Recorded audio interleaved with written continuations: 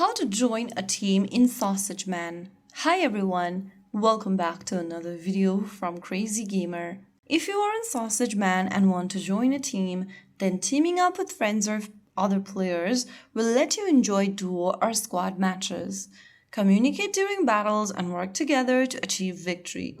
So in order to join a team, first of all, launch open the Sausage Man app on your device and sign into your account. Once you end up in this main lobby screen, go ahead and tap on Guild on the right corner. Simply tap on it and then you'll come across this page.